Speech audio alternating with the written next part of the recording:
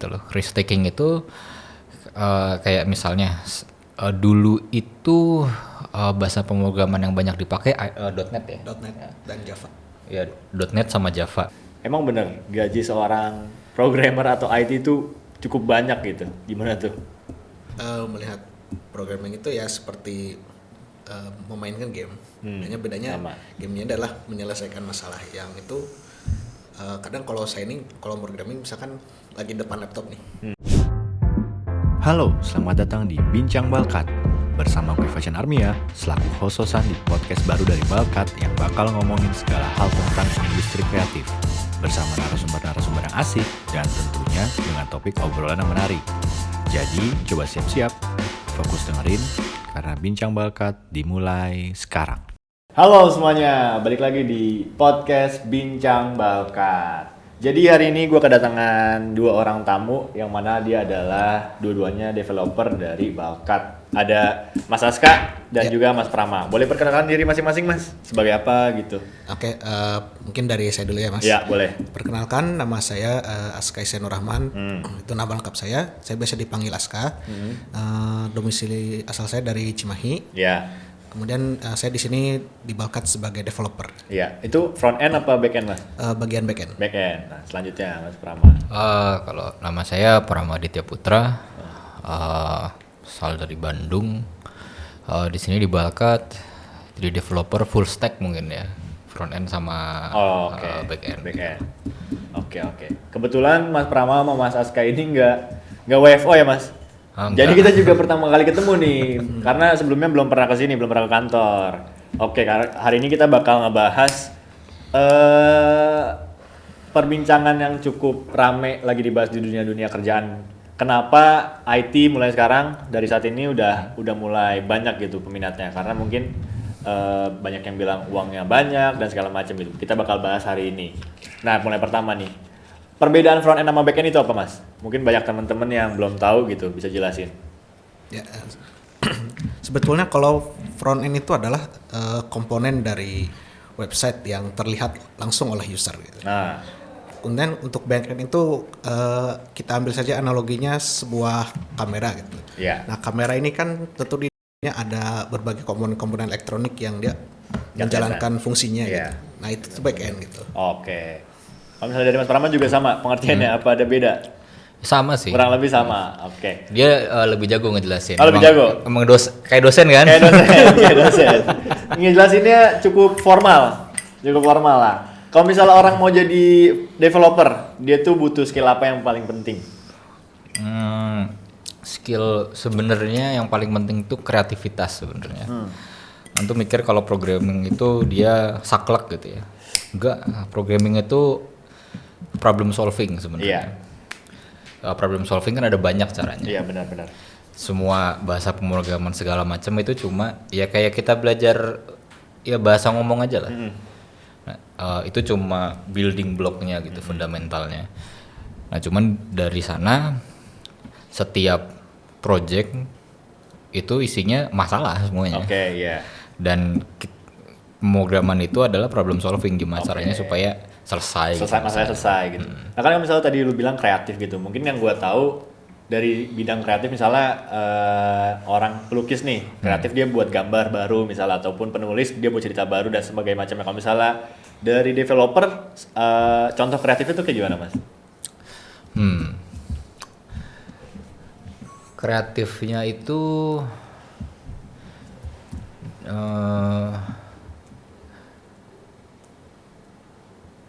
dia harus bisa jadi kan ada banyak sebenarnya cara untuk menyelesaikan masalahnya gitu loh. Kalau saya sih ya yakin banget kalau programmer yang kreatif itu bisa yang males. Karena spiritnya seorang programmer itu adalah dia lebih baik dia tuh malas tapi rajin. malas tapi rajin gimana sih itu? Lebih baik menghabiskan waktu 10 jam untuk sebuah task supaya itu bisa jadi otomatis dibanding dia ngerjain manual 1 jam. Oke. Tapi 10 jam kan jauh lebih lama Mas. Ya tapi Jauh dia lebih lama gitu. karena malesnya ngerjain manual itu. Oh, oke. Ngerjain hal yang ngerjain hal yang repetitif. Lebih baik 10 jam mencari cara supaya ini itu sekali jalan. Oke. Kalau dari Mas Aska gimana, Mas? Segi kreatifnya itu dari mana? Sebetulnya kreatifnya itu kreatif otak kiri sih. Otak kiri? Iya, kalau kreatifnya orang seni itu otak kanan. Itu kreatifnya otak kiri. Jadi bagaimana menyelesaikan masalah dengan istilahnya kalau di website itu gimana menyelesaikan masalah itu dengan terstruktur. Atau misalkan kita ambil contoh sederhananya lah, kita nih mau minum. Untuk kalau ingin minum tuh sebenarnya caranya kan banyak. Bisa mungkin Mas beli botol terus langsung diminum dari botolnya, Iya, atau Mas dituangin tuh gelas. dimasukin gelas botolnya, Iya. atau misalkan didinginkan dulu supaya Oke. dingin baru diminum. Banyak gitu. Oh, banyak. Kalau misalnya buat website yang contohnya apa atraktif ya, kalau misalnya penggunanya tuh ngerasa senang gitu buat kalau misalnya buka website itu termasuk dari contoh kreatifnya, Mas. Betul. Kan kayak misalnya di Balkat kan kemarin kan buat websitenya Mixmax tuh. Iya. Nah, Mixmax kan websitenya kan ini kan kayak gerak itu dari contoh dari segi kreatifnya, Mas. Ya. Caranya gimana tuh buat kayak gitu? Dapat ide dari mana, Mas? Jadi sebetulnya kalau idenya sendiri sih kan banyak inspirasinya. Ah.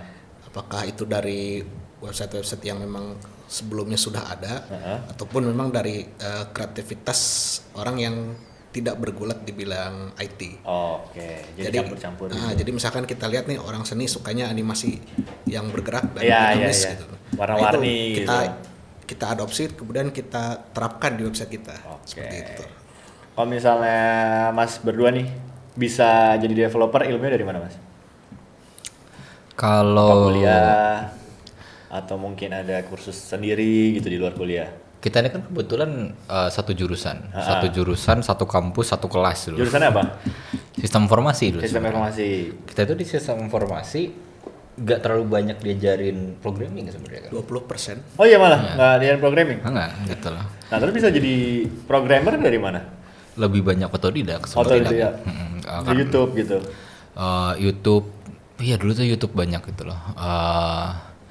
YouTube sama minta diajarin sama yang jurusan informatika. Oke. Kalau gue sih nggak tahu ya kalau kayak gimana. Kalau gue emang kalau programming tuh hobi dari dulu. Gitu loh. Oh iya. Memang hobi karena programming itu salah satu kegiatan, salah satu kegiatan yang terutama kalau website, yang apalagi yang front end, Ya. itu tuh hasilnya immediate. Gitu. Lu ngoding misalnya yang paling dasar kan dari website itu adalah HTML. Ya. Itu lu nulis misalnya header 1 isinya apa, terus lu save jadi file HTML, itu langsung kelihatan di browser bisa kebuka gitu loh. Iya. Itu tuh yang apa namanya, yang paling langsung kelihatan hasilnya tuh paling cepat gitu loh. Cepat. Kalau misalnya dari segi backend gimana, Mas?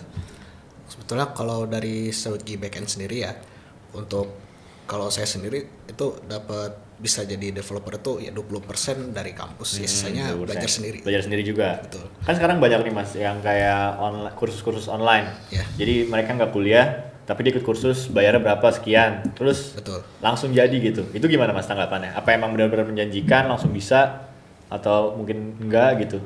Sebetulnya sih kalau menurut saya yang paling efektif itu ya selain mengikuti kursus-kursus di luar juga ya langsung terjun mengerjakan project gitu. Langsung ngerjain project sendiri misalnya coba-coba gitu. Betul. Dan Sama nggak kayak nge-hack gitu? itu beda. Beda. Tapi Mas bisa nge-hack? Enggak usah. Nggak bisa. Kalau saya bisa sih. Oh bisa. Iya. Yang kalau misalnya orang mau jadi developernya atau programmer, ada nggak sih yang paling dibutuhin alat-alatnya misalnya dari segi device-nya? Misalnya butuh laptop yang speknya sekian, yang bagus gitu, ngaruh nggak? Laptop yang murah pun bisa Oh bisa. sebenarnya. Iya. Tapi nggak apa sih lemot. Biasanya kalau misalnya ngedit kan harus butuh yang laptopnya yang kuat gitu, yang kenceng. Iya. Kalau misalnya programmer nggak? Tergantung ngeprogram apa ya. Kalau misalnya ngeprogram untuk aplikasi Android atau iOS untuk mobile, itu kan dia kita bikin kodenya, nulis Iya. kodenya. Nah, itu tuh ada namanya compilernya. Iya. Jadi sama komputernya itu yang tadinya itu bentuknya bahasa bahasa pemrograman, itu sama dia di compile jadi bahasa mesin. Nah, itu yang bisa makan rada lama. Oke. Gitu loh. Beda kalau misalnya bikin website. Kalau website tuh compile-nya tuh nggak ada gitu kan. Bentuknya dia itu nulis bisa langsung kelihatan di browser. Tampilannya gitu. Itu sangat gampang. Itu pakai laptop yang lama pun bisa nggak apa-apa gitu loh. Sedangkan kalau mau bikin aplikasi yang tuh rada berat gitu loh, karena compile-nya lama. Sama kayak itu lo bikin video terus ngerender dulu. Ya itu dia. Kan butuh laptop yang kuat tuh biar ngerendernya cepat segala macam. Sampai Tapi sejauh bisa. ini bisa. Bisa, cuman Ya, ya lama lah. lama Lebih lama gitu. lah gitu. Sejauh ini udah buat berapa website atau aplikasi, Mas? Sampai sekarang gitu. Website berapa? Di atas 10 atau di bawah 10 gitu. Atau udah 20 kali ya. Banyak juga ya. Ya, lebih sih. 20 lebih. Biasanya berapa lama sih, Mas? Misalnya buat satu website gitu? Jangka waktunya? Tergantung kompleksitas sih sebenarnya. Yang paling misalnya yang katakanlah website-nya simple gitu. Itu berapa lama? Simple dalam artian nggak yang kalau contoh Mixmax kan itu kan dari saya aja liatnya agak ini ya, agak kompleks gitu. Berapa lama Mas yang misalnya simple gitu? Tergantung kesepakatan sebenarnya. Iya sih, mungkin ada klien yang mintanya cepat gitu ya, deadline-nya segala macam. Sebulan gitu nyampe, Mas? Ya sebenarnya kalau misalnya mau dikejar, Nah, 2 minggu, seminggu juga bisa. Bisa. Cuman kan kalau udah masuk ranah profesional kan udah nggak bisa gitu lagi. Iya, kan? benar sih. Gitu loh. Ya sama kayak ya di bidang kreatif kayak misalnya ilustrator gitu. Iya. Ya dikebut semalam juga bisa iya gitu loh. bisa sih. Cuman ya itu, mungkin nggak tidur aja ya. Gitu loh. Kendalanya apa selama ngerjain website, selama bikin website? Kendala yang paling sulit gitu? Misalnya lu lagi ngerjain website, bikin website itu atau aplikasi, terus tiba-tiba ada kendala nih, anjing jadi males nih gua bikinnya, itu apa tuh Mas? Yang paling sulit? Atau mungkin yang pasti ditemuin sama seorang programmer? Bukan programmer doang sih, di semua bidang. Iya, semua bidang. Klien. Saya setuju dengan yang Oh, satu itu itu. berarti eksternal ya, masalah eksternal bukan Iya, internal. gitu. Iya. Kalau misalnya internal ada, ya klien mah banyak lah, macam-macam lah bentuknya, ada yang mungkin mengayomi, ada yang mungkin rese gitu. Kalau misalnya masalah internal lah selama buat gitu. Ya internal mah paling ya tadi problem solving itu klien minta apa ya gimana caranya untuk di solve gitu Oke. kan. Itu mah gak sulit sebenarnya hitungannya gitu. Ya mungkin gampang lah kalau misalnya untuk seorang programmer Mas. Iya ya karena tadi kan memang sudah terbiasa untuk problem solving gitu lah. Dan kesulitannya programmer itu kan memang dari dulu. Itu programmer itu sudah terbiasa berhubungan dengan komputer, tapi tidak terbiasa berhubungan dengan manusianya. Iya. Makanya Wah, selalu masalahnya. waktunya habis lama di depan komputer gitu ya. Ya sama kayak ya itu sebalik lagi ilustrator atau yang apa dengan gambar sudah terbiasa di depan Iya, kertas, benar, di depan apanya di depan Bikin tablet jalan gitu kan. sosialisasi Cuman gitu. ketemu klien yang repot. Iya benar. Jadi kesulitannya secara internal minim lah gitu ya. Kecuali klien aja emang yang kadang-kadang. Iya, karena kan programming ini kan terutama kalau website ya, Iya. itu sejarahnya udah lama, practitioner udah banyak. Iya, benar banget. Masalah yang sama itu pasti berulang dan jawabannya udah ada di internet gitu loh. Oke. Jadi nggak repot lah nyesainnya. Ya kan? Iya. Oh iya, jadi sebenarnya tambahan satu lagi yang paling penting kalau jadi programmer itu skill googling sebenarnya. Karena Skill googling itu artinya gimana caranya ini ada masalah. ya. Itu bagaimana caranya membuat itu tuh menjadi frase yang bisa dicari di Google. Oh iya. Karena mungkin susah nyari kata-katanya, ini masalahnya sebenarnya apa gitu, kata-katanya harus itulah. ditemuin. Iya, itu tuh penting banget sebenarnya sebagai programmer, karena kalau programmer dikit deh programmer tuh yang dia bahkan yang udah veteran pun itu masih pakai Google gitu loh. Alah. Oke, jadi Google sangat membantu lah. Ya kalau dibilang hafal bahasa programannya, gak ada yang benar-benar hafal semuanya. Oh gitu iya? loh. Nggak ada yang benar-benar hafal, pasti nyari di internet Di gitu loh. internet. Ya mungkin semua profesi kayak gitu kali ya Mas. Gitu Kayak misalnya pengacara gitu. Nggak misalnya pengacara nggak hafal semua Iya, pengacara nggak pasal-pasal hafal ya semua gitu. pasal-pasal Mungkin pun. contohnya kayak gitu ya, contoh yang paling relate. Oke. Kalau misalnya kendala kan tadi kita udah bicarain nggak ada tuh Mas. Kendala yang secara signifikan nggak ada kan, kecuali dari klien. Nah tanggapannya tentang sekarang banyak banget perusahaan khususnya dari Balkat kan, kalau misalnya yang saya tahu banyak dari kemarin yang mau buat website segala macam. Kenapa banyak banget perusahaan ataupun pengusaha-pengusaha yang mau buat website? Kenapa tuh? Jadi sebetulnya kalau kita melihat 2 tahun ke belakang kan ada pandemi corona nih, iya. dimana usaha-usaha konvensional ini kan mulai berjatuhan nih, banyak yang gulung tikar lah, yang harus Iya. PHK para pegawainya, kemudian juga banyak juga yang dia usaha tuh ya harus gulung tikar, harus tutup gitu, dimana pandemi corona ini membuat orang kan sebetulnya secara tidak langsung dia harus jaga jarak, kemudian mengurangi interaksi dan mobilitas. Nah, untuk menutupi itu semua kan sebetulnya secara tidak langsung orang ini harus pindah dari dunia yang tadinya konvensional ke dunia digital. Iya, Salah satunya kalau untuk usaha itu ya dia bikin website gitu untuk mempromosikan usahanya. Kemudian juga selain mempromosikan usaha, bisa saja sebetulnya usaha-usaha ini dia melakukan transaksinya di website gitu. Jadi sudah ke ranah digital. Iya, iya.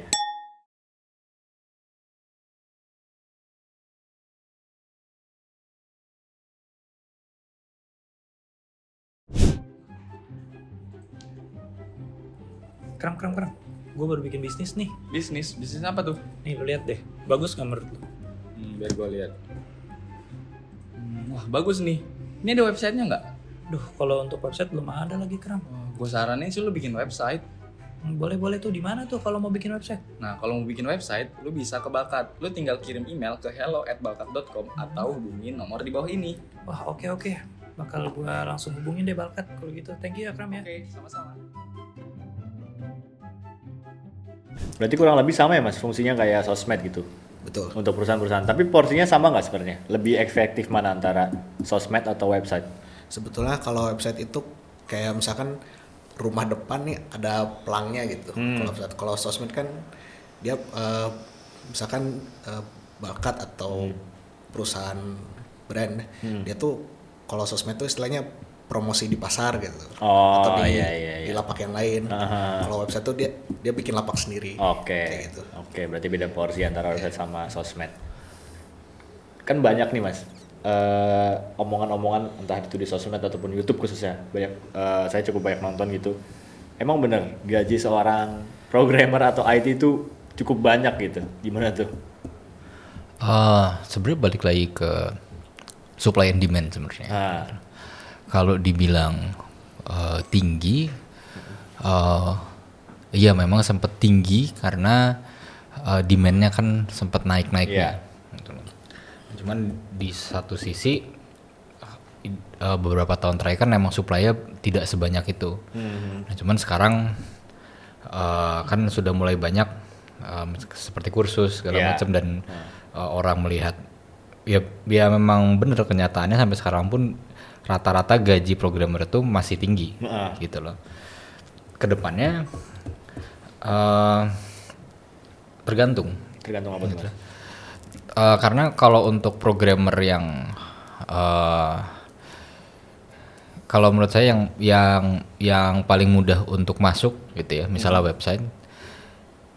website yang cuma misalnya front end sama back end yang saya sih berarti konvensional ya. Jadi memang itu website yang dia tidak ada e-commerce atau segala macam, yang memang dia tuh cuma ada informasi tentang Satu perusahaan. tentang perusahaan itu, website. ada news, terus dia itu ada kita namanya tuh content management system di belakangnya. Itu makin kesini gajinya makin murah, gitu loh. Karena kenapa tuh Mas? Supply-nya makin banyak. Oke. Karena itu yang paling gampang untuk diajarin. Iya. Itu yang paling gampang, dan sekarang pun yang dulu tinggi-tingginya itu programmer untuk aplikasi kan ya. sekarang pun lama-lama mulai menurun gitu loh, karena supply-nya makin banyak. Makin banyak gitu. Nah, kalau dibilang tinggi, iya tinggi, tergantung di spesialisasinya apalagi gitu. Dia jadi programmer apa gitu loh. Makanya kalau jadi programmer itu emang tidak bisa stagnan juga gitu loh. Nggak bisa apa? Tidak bisa stagnan skillnya gitu loh. Iya.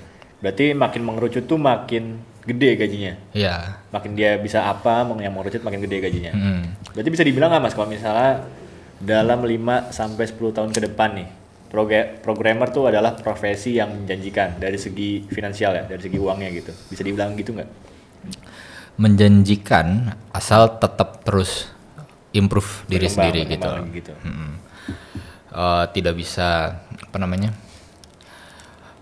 tidak bisa stagnan dan memang harus risk taking juga gitu loh. Risk taking itu kayak misalnya dulu itu bahasa pemrograman yang banyak dipakai .NET ya. .NET dan Java. Ya, .NET sama Java. Dulu itu tinggi gajinya, sekitar 10 tahun lalu ya. 10-20 tahun lalu. Sekarang nggak ada yang pakai lagi gitu loh. Karena pada berkembang ya. Iya, yang pakai gitu itu loh. lagi gitu. Nah, programmer yang dia spesialisasinya dari dulu selalu .NET dan Java, Sekarang udah nggak ini lagi. dan dia tidak risk taking, dia itu mengambil waktunya untuk belajar bahasa programan yang lain, paradigma yang lain, ya itu kelibas sama yang baru. Berarti emang harus berkembang lah istilahnya biar jadi benar-benar menjanjikan gitu. Ya. Oke. Kalau misalnya enak jadi seorang developer apa Mas? Bisa kerja di rumah. Bisa kerja di rumah pasti, karena kan emang Mas Pramo, Mas Aska kan full WFH gitu. Selain itu apa? Ada nggak? Dan itu tidak bisa diganggu, bukan diganggu, masalahnya yang paling mudah untuk bisa kerja dari rumah itu programmer. Kalau yang lain itu perlu banyak komunikasi. Iya, benar. Dengan dengan departemen-departemen lain. Iya. Kalau programmer tuh nggak terlalu gitu loh. Oke, karena kenapa? Karena ya tadi lebih banyak komunikasi itu dengan komputer. Berarti dengan nggak komputer jatuhnya nggak gitu. ini ya Mas? Nggak apa sih namanya? Teamwork itu nggak? Kalau misal programmer? Teamwork butuh, cuman teamwork itu lebih ke ya paling dalam seminggu sekali atau berapa minggu sekali itu dikasih porsi, ini problem yang harus lu solve. Ya udah solve itu. Nah, ntar kalau udah solve lapor gitu loh. Iya, enak banget dong ya, full WFH. Berarti kan gaji full ya Mas? Full aja di rumah gitu, nggak butuh ke kantor, misalnya bensin atau apa gitu. Karena kan yang tadi gue bilang juga Mas, temen gue itu yang tadi gue cerita sebelum kita syuting, dia kan ikut kursus 60 juta bayar. Berarti kan otomatis kan kalau misalnya bayar mahal harusnya dapatnya lebih banyak kan. Harapannya begitu. Iya. Kira-kira itu pasti nggak? Misalnya kita bayar 60 juta untuk kursus online, dapatnya lebih dari 60 juta nggak pasti? Ya secara bertahap lah gitu, nggak langsung. Kira-kira pasti nggak? Pasti sih enggak. Pasti nggak. Tergantung apa? Tergantung perusahaan juga. Ya tergantung tergantung yang ngajarnya gimana. Emang itu benar bagus atau enggak? Dan ya tergantung orangnya. Apakah dia itu karena kan yang diajarin pasti kalau menurut saya yang bagus itu kalau programming itu bukan cuma ngajarin bahasa pemrograman aja, cuman diajarin cara berpikirnya itu gitu loh. Nah, kalau yang ngajarinnya itu tidak sefundamental itu, dia cuma bener-bener nargetinnya dapat kerja di box pemrograman itu gitu loh. Itu kalau misalnya si student yang nggak banyak inisiatif sendiri, itu berkembangnya susah. Gitu loh. Untuk bisa dapat ya return on investment dia yang bayar itu belum tentu. Iya. Berarti secara nggak langsung setelah ikut kursus harus lebih ngulik lagi ya Mas, untuk bisa jadi lebih baik ke depannya gitu kan. Iya. Karena kan kalau yang kursus itu yang benar-benar menguntungkan untuk studentnya itu satu real project karena tadi seperti yang Aska bilang kalau mau belajar itu pemrograman paling cepat itu ada real project yang dikerjain gitu loh. Emang ada goal nih mau bikin sesuatu nih gitu loh, bikin gitu loh. Nah terus itu yang kedua dibantu cari pekerjaan gitu loh. Sebenarnya itu karena kalau cuma ngajarin doang, yang free banyak. Iya. Itu pun ada kali ya yang gratis gitu. Yang free banyak banget gitu karena memang programmer itu spiritnya berbagi. Makanya kan banyak open source gitu kan. Karena memang kalau programmer itu kalau saya kenapa tadi bilang googling itu penting karena banyak programmer itu ketika dia sudah menyelesaikan masalah dia share gitu dia tuh menyelesaikannya bagaimana gitu loh. Memang ya itu spiritnya tuh berbagi saling gitu. membantu lah, gotong royong Programmer gitu loh. Dan makanya di sana pun banyak sekali yang tutorial gratis gitu loh. Ya soalnya yang gue banyak banget lihat gitu mas di Instagram, di emang akun-akun yang nge-share khusus kerjaan konten-kontennya gitu, katanya pada bilang kalau misalnya di bidang IT ini kerjanya benar-benar menjanjikan gitu. Nah kalau misalnya dari lu berdua berani nggak, bukan berani sih, bisa nggak merekomendasikan apa ya, memastikan lah ibaratnya ke teman-teman yang mungkin masih bimbang nih mau kemana gedenya kuliahnya gitu untuk jadi programmer,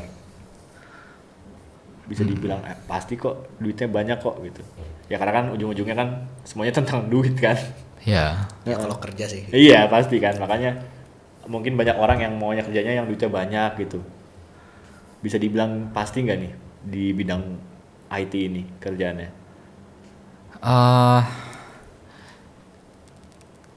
Dibilang pasti sih sebenarnya tergantung orangnya ya, karena kita selama kuliah pun kita menemukan anak informatika yang dia nggak mau ngoding sebenarnya gitu. Karena apa alasannya?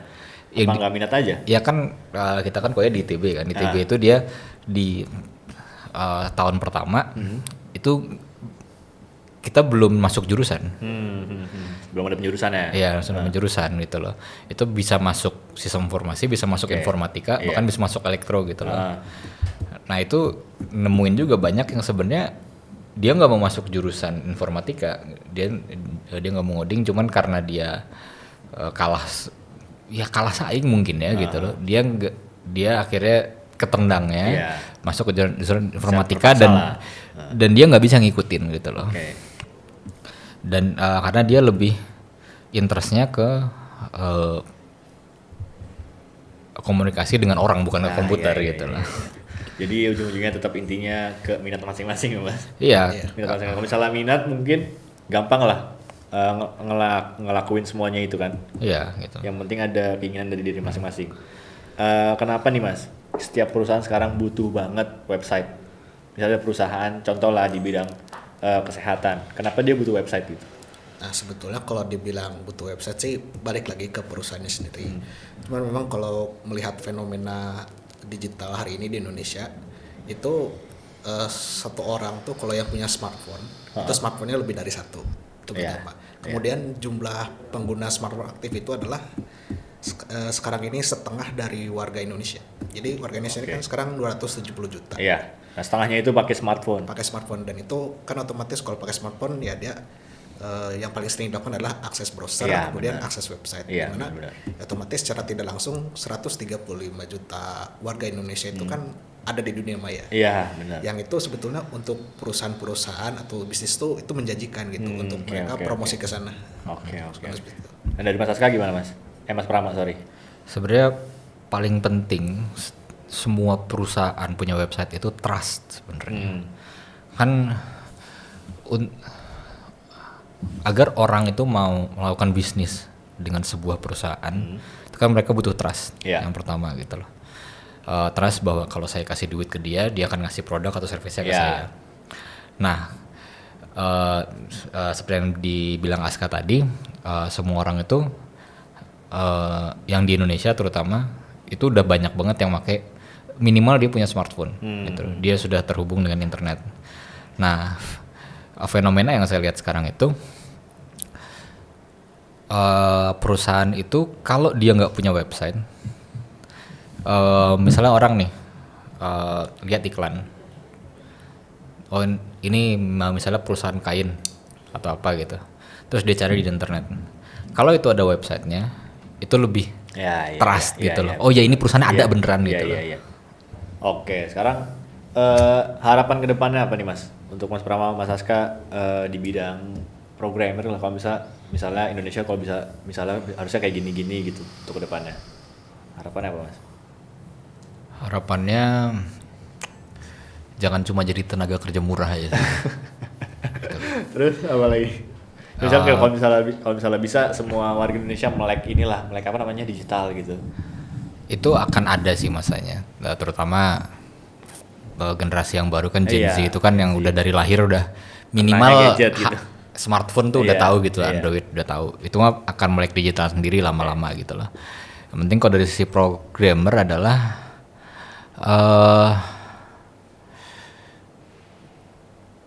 inovatif sih, gitu loh, inovatif. Terus udah itu juga pada inisiatif, gitu.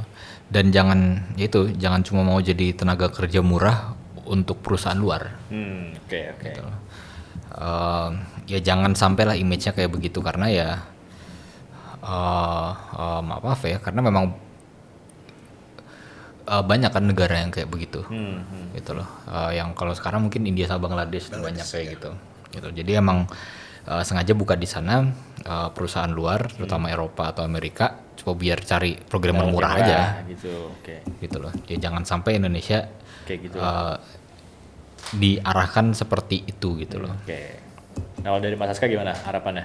Kalau harapan dari saya sih sebetulnya persis dengan tulisan di logo ini, bahwa programmer Indonesia itu harus memiliki brand yang lebih baik gitu di mata orang luar. Sehingga kita ini tidak seperti yang dikatakan Mas Permat tadi, tidak hanya jadi tenaga kerja murah, tapi jadi tenaga ahli yang memang profesional. Dan kalau bisa harapannya bayarannya tetap mahal emang. Nggak nurun itu. Betul lah itu. Rate-nya nggak nurun ya. Tapi happy nggak Mas kerja jadi programmer selama ini? Happy. Yang paling bikin happy apa selama jadi programmer? Jadi kalau gue pribadi ngelihatnya programming itu kayak main game sebenarnya. Ya tadi kan kayak main game puzzle sebenarnya. Itu selalu ada problem. Terus ini gimana caranya buat nge-solve-nya gitu loh. Yang kalau gue kan emang kenapa jadi hobi gitu, karena emang kayak begitu. Dan emang kalau misalnya udah bener-bener fokus di satu project gitu, gue tuh bisa kebawa mimpi. malah gini-gini udah mimpi ya? Gue tuh ngoding sampai jam 3 malam, terus itu tidur. Sampai jam 3 malam tuh ini ada masalah yang nggak beres-beres gitu kan. Tidur sampai kebangun sholat subuh.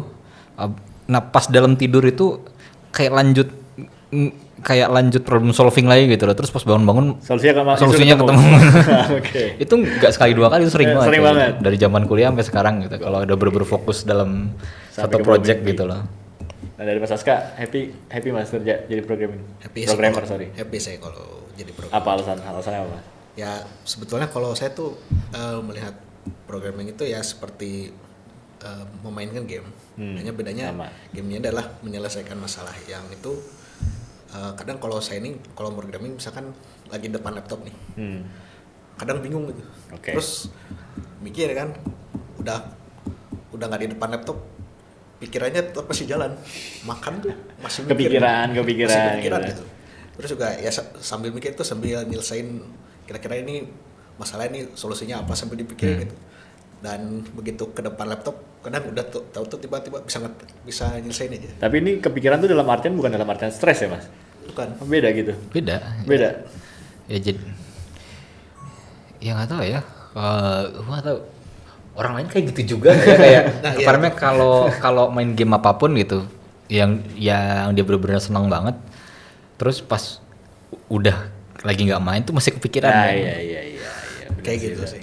Oke, jadi intinya happy lah dengan profesinya masing-masing gitu. Nah, makasih banget buat Mas Aska sama Mas Pramo yang udah jauh-jauh datang dari Bandung untuk jadi narasumber. Semoga sukses terus ke depannya dan juga dunia digital Indonesia makin maju lah. Oke. Jangan lupa untuk nonton sampai habis karena menurut gue ini informasi tentang dunia programming ini sangat penting sih. Gue aja tadi penasaran juga gitu. Jangan lupa untuk subscribe juga, like, dan share ke teman-teman kalian. Sampai jumpa di episode Bincang Balkat berikutnya. Dah.